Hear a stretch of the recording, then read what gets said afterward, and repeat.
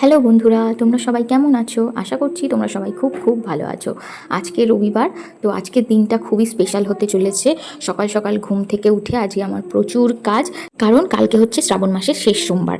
তো কালকের জন্য একটা প্ল্যানিং আছে, যেটা আস্তে আস্তে তোমাদের জানাবো। তো সকালবেলা ঘুম থেকে উঠে ফ্রেশ হয়ে প্রথমে রান্নাঘরে ঢুকে পড়েছি সকালে টিফিন বানানোর জন্য। আজকে সকালে গরম গরম বেগুনি ভাজছি।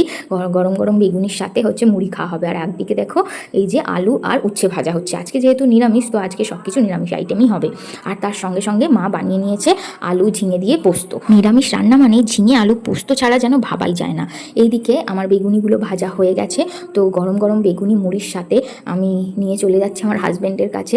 ওকে বলছি যে দেখো টেস্ট করে কেমন হয়েছে বেগুনিটা। গরম গরম বেগুনি মুড়ির সাথে বেশ ভালোই লাগবে, টিফিনে খেয়ে নাও। তো প্রথমে একটু নাটক করলো যে তুমি বেগুনি বানিয়েছো, মানে কি হবে সে আমি বুঝতেই পারছি, একদম বিচ্ছিরি টেস্ট। কিন্তু শেষমেশ খেলো, খেয়ে বেশ একটু গুণ গাইলো। যাই হোক, ওর তো টিফিনটা করা হয়েই গেছে। এবার আমি নিয়ে বসেছি একটু মুড়ি আর সঙ্গে গরম গরম বেগুনি। তো গরম গরম বেগুনি দিয়ে সকালে টিফিন খাচ্ছি অনেক দিন পরে। তো আমার বেশ ভালোই লাগলো, বেগুনিটা বেশ মুচমুচে এবং টেস্টি হয়েছিল। সকাল সকাল নিরামিষ দিনের স্টার্টিংটা তো ভালোভাবেই হলো, কিন্তু এই যে গরম গরম বেগুনি খেয়ে কি যে থামা যায়, তখন মনে হয় আরও কিছু যদি তেলে ভাজা খাওয়া যেত। তাই জন্য ভাবলাম যে আর একটা আবদার করা যাক। বাড়িতে তো ধনেপাতা আছেই, আর ধনেপাতার চপ হলে কেমন লাগে খেতে। তো তাই জন্যই আবদার করে বসলাম। এই দেখো এখানে ধনেপাতা কাটা হচ্ছে, বেসনের মধ্যে ধনেপাতা দিয়ে আজকে একটু বড়া বানানো হবে। ধনেপাতার বড়া খেতে কিন্তু বেশ দারুণ হয়। তোমরা বাড়িতে অবশ্যই ট্রাই করো, খেয়ে দেখো কেমন হয়। আমার তো বেশ ভালো লাগে। তো গরম তেলে একেবারে ধনেপাতার বড়া বানানো হচ্ছে। আমি ওয়েট করছি যে কখন এটা হবে, আর আমি টেস্ট করব কেমন হয়েছে দেখবো। এতে একটু কাঁচা লঙ্কা দেওয়া হয়েছিল যাতে একটু চটপটা হয় খেতে। নিরামিষ তো, তাই একটু যদি স্বাদের মধ্যে একটু ভ্যারাইটি আনা হয় তাহলে একটু ভালো লাগে খেতে। তো যেহেতু রেডি হয়ে গেছে ধনেপাতার বড়াগুলো, আমি চটপট তুলে নিয়েছি।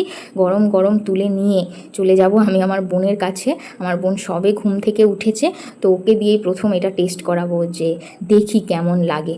ও অতটাই তেলে ভাজা পছন্দ করে না, আর গরম খাবার খেতেই পারে না। তাই ওকে বললাম তুই একটু ফু দিয়ে আস্তে আস্তে টেস্ট করে বল কেমন হয়েছে। ওর প্রথম এটাই কথা ছিল যে ঘুম থেকে উঠে কে সকাল সকাল তেলে ভাজা খায়।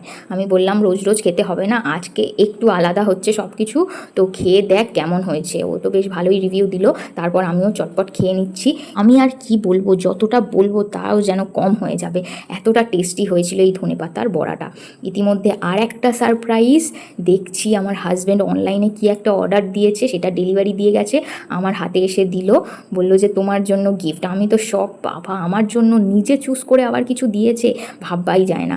কারণ কি যখনই কোনো অকেশান আসে, বার্থডে হোক বা অ্যানিভার্সারি হোক, আমাকে বলে তুমি চুজ করো, আমি পে করব। কিন্তু কখনো নিজে পছন্দ করে কিছু কেনা এটা খুব কমই হয়েছে, হয়নি না, খুব কমই হয়েছে। তো আমার জন্য এটা চয়েস করে যে কিনেছে, সেটাতেই আমি ধন্য হয়ে গেছি। ব্যাগটা বেশ পছন্দ হয়েছিল আমার, খুব সুন্দর লেগেছিল। কারণ এরকম স্লিং ব্যাগগুলো এখন প্রচণ্ড উঠেছে। আমি তো খুশিতে একেবারে আত্মহারা, এত পছন্দ হয়েছে। আর দেখো এখানে আমার মা এই যে বাঁক বের করেছে। এবার নিশ্চয়ই তোমরা বুঝেই গেছো যে কি হতে চলেছে। হ্যাঁ, আজকে হচ্ছে রবিবার, আজকে নিরামিষ খাচ্ছি। আজকে রাতে এই বাঁক নিয়ে আমরা হাঁটতে বেরোবো, এবং কালকে সকালে আমাদের এখানে বড় কাচারির মন্দির আছে, বড় কাচারির মন্দিরে গিয়ে পুজো দেবো পায়ে হেঁটে গিয়ে।